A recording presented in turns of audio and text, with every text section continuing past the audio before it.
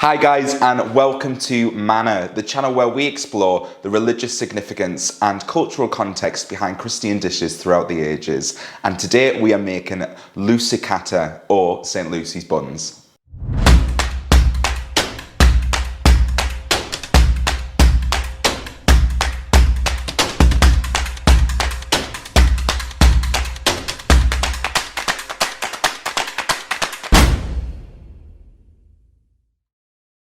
So Lussekatter, or St. Lucy's buns, are Swedish saffron buns that are made on December the 13th every year to commemorate the life of St. Lucy. But December the 13th is also known as the Festival of Light. But who was St. Lucy? Well, many of us have heard of St. Lucy, and you guys at St. Benedict's School, if you're watching, you definitely know who St. Lucy is, as she's one of our tutor group saints. But a lot of St. Lucy's history is kind of being lost over time and is faded into legend. But what we do know from St. Lucy is that she lived and died in Syracuse, Sicily. And she was also alive during the Christian persecutions in the 4th century. So Lucy was a devout Christian, and she wanted to dedicate her entire life to God and live a single life. But her mum was trying to sell her off to a local pagan man, which is unfortunate. But St. Lucy kind of devised a plan to try and convince her mother that the better option was for her to devote her life to Christ. So she spent days after days at St. Agatha's shrine praying for her intercession. And one night, while she was sleeping, St. Agatha appeared to her in a dream and told her that her mother's illnesses could only be cured through faith. So after this, St. Lucy went to her mother and told her this and convinced her mother to donate her dowry, which is the money for her wedding, to the poor within Syracuse and commit her life to God. Now, obviously this meant that the wedding was off. So as the wedding was off, there was clearly a very angry groom walking around the streets of Syracuse. And we mentioned before the Christian persecutions, and that meant that it was illegal to be Christian and it was punishable by death, and you weren't allowed to practice any form of Christianity. So the groom thought, what is the best thing that I can do because I feel hurt? He turned Lucy into the governor and told him that she was a Christian. So as punishment, the governor tried to sell Lucy off to a brothel. But when the guards came to pick Lucy up, they found that she became as heavy as a rock and they weren't able to move her. So failing that, the governor ordered Lucy to be burnt to death.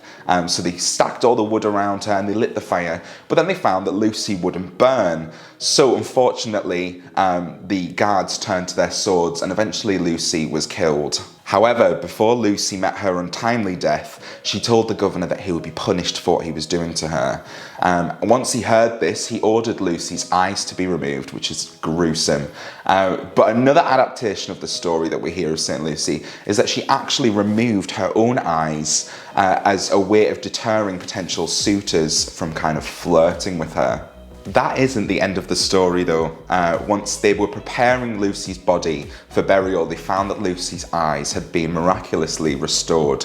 And whenever you see an image of St. Lucy, she is either holding her eyes in her hands or she's holding a plate of her eyes. And this makes her a fitting patron saint of the blind.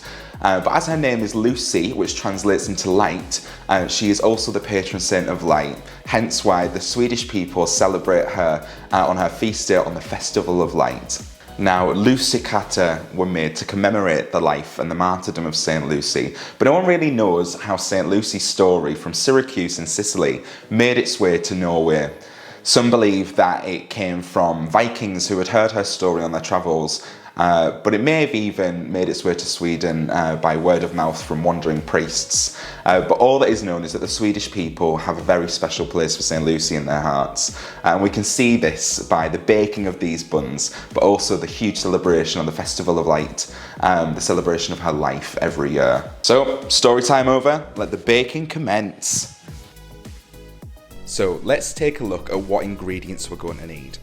So firstly, we're going to need 235 ml of full fat milk, 1 tablespoon of caster sugar, 1 teaspoon of saffron, and I got my saffron from Morrison's supermarket, 7 grams of yeast, 576 grams of flour, plus extra to knead later, 64 more grams of caster sugar, 1 teaspoon of salt, 1 teaspoon of ground cardamom, 2 eggs plus another for egg washing later, 32 grams of sour cream, 85 grams of unsalted butter at room temperature, and lastly a bag of raisins, and you're going to need about 20. Amazing. Now let's look at what equipment we're going to need. So we're going to need our baking tray, some parchment paper, a saucepan, a mixing bowl, a spatula or spoon, and your trusty egg wash brush. Please, please, please guys, don't go out of your way and spend lots of money on equipment. You can find most of this stuff at your local B&Ms or Home Bargains.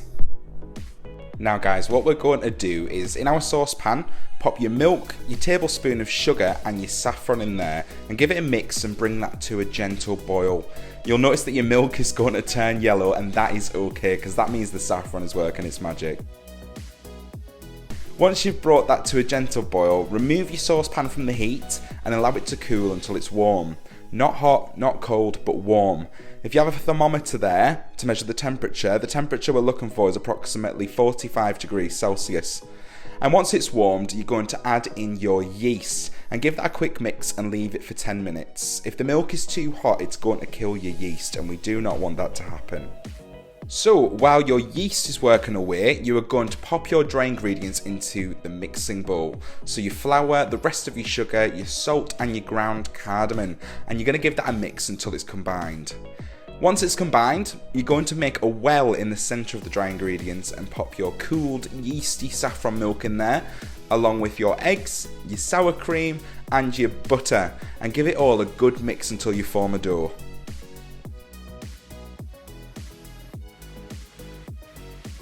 Once you've formed your dough, throw some flour onto your surface, scop your dough on and give it a good knead for 10 to 15 minutes. And then pop your dough in a bowl and cover with a tea towel and let it sit for an hour. Once it's sat for an hour, take your dough out of the bowl and give it a punch to get rid of some of those gas bubbles. And once you've done this, you're going to tear some of the dough off and roll it into a rope. Then you're going to bring the ends in, curl them in until it resembles like an S shape like this, and then you're going to repeat that until you've run out of dough. Once you've got all of your little S shapes, what you're going to do is you're going to cover them for another 30 minutes. Just let them rest. Once you've done that, it's egg wash time. So we're going to lather these bad boys in some egg wash. Now that that's done, we are going to add our raisins. Now remember, these raisins are supposed to represent St. Lucy's eyes.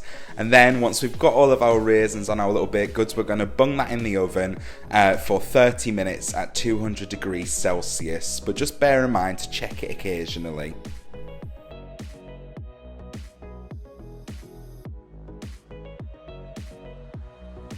And there we have it guys, St. Lucy's buns.